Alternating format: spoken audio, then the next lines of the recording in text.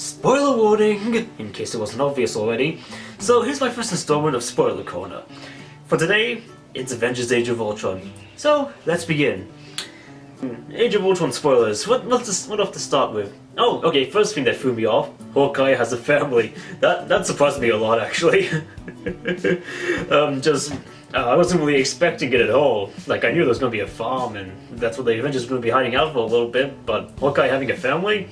I legitimately didn't see it coming. I mean, before it was revealed, they made a joke about Hawkeye having a girlfriend, and Hawkeye just said he didn't have a girlfriend. Well, you know, he was right. He didn't have a girlfriend. He had a wife. And kids, too. Yeah, it was a pleasant surprise, and I liked it. And the little conversations between him and his wife were pretty funny, too. And, you know, he had a kid on the way. A kid named Nathaniel Pietro Barton. Yeah. Quicksilver's death. That was rough. I did not see it coming. No, actually, that was... Yeah, nice play there with the you didn't see that coming joke.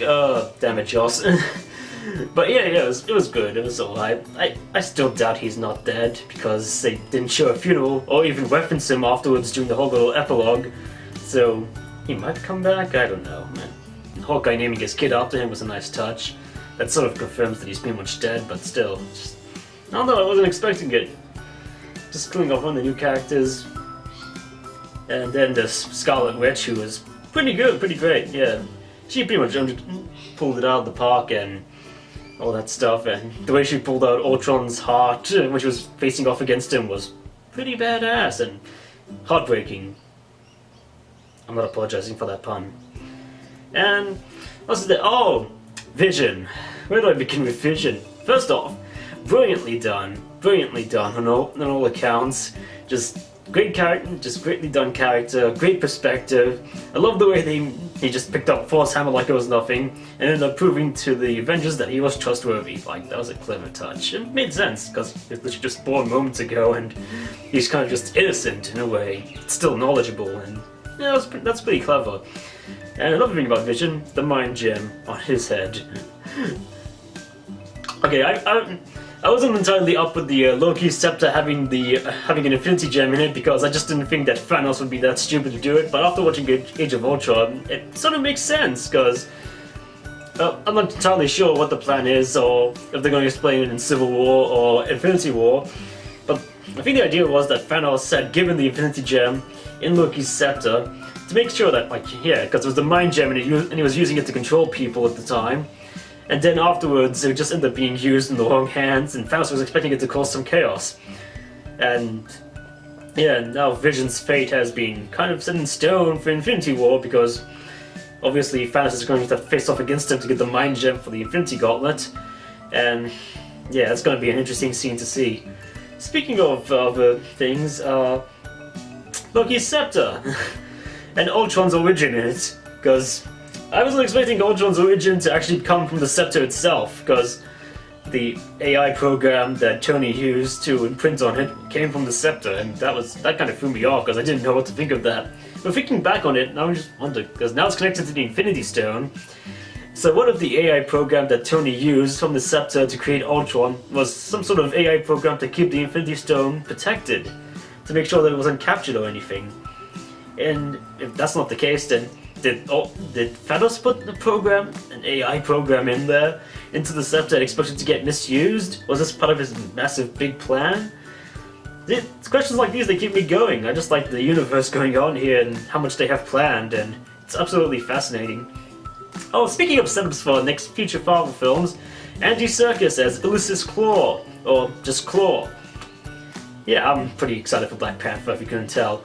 And this is an awesome tease, like just referencing Wakanda, referencing the Wakandan language, having Klaue show up, and then setting up a bit of his origin by having Ultron be the one to whip his arm off. By accident too, and that was a pleasant surprise, and I liked it a lot.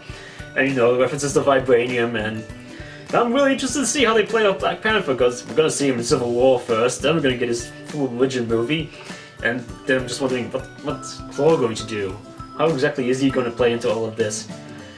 And that's absolutely fascinating to me. And what else is there? So much stuff to talk about that I couldn't talk about in the original review, if you can tell. It's just this stuff's keeping me going. It keeps me going, of course. Oh, man, this movie's just chock-a-block full of stuff. And then there's, oh yeah, the post-credits scene. Thanos grabbing out his Infinity Gauntlet, claiming that he'll do it all himself. It's a little bit of an underwhelming tease, but I liked it enough because it was just acceptable. Because it just gives us an idea. It's like, now we're finally going to see Thanos in action. We're going to see how he tries to get all the Infinity Stones and puts them all into the gauntlet.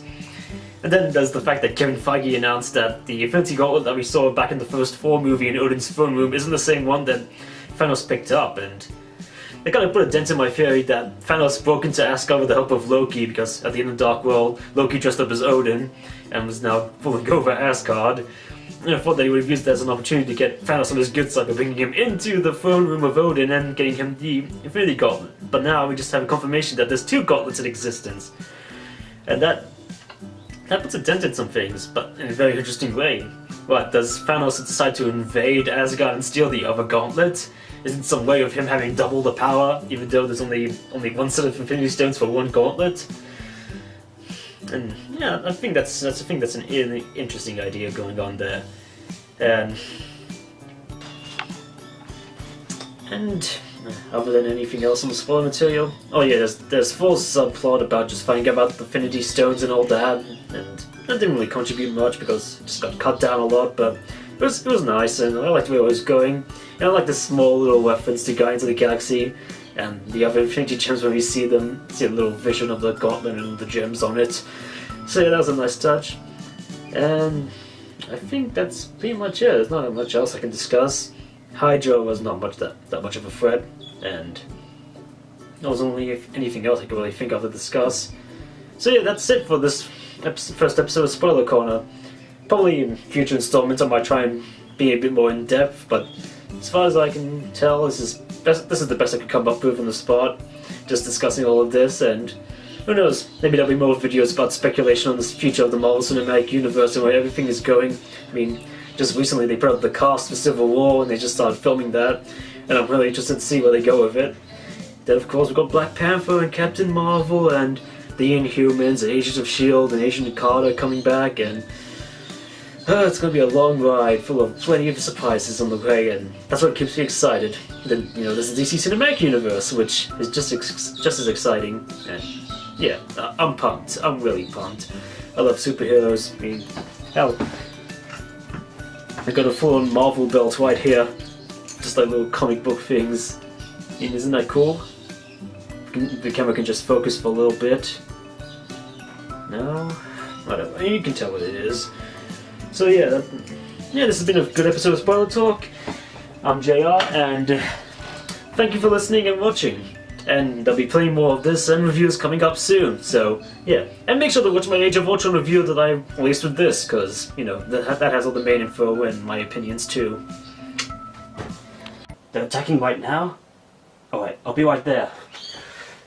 Alright, time to transform and be angry. Come on, get angry, get angry. Huh?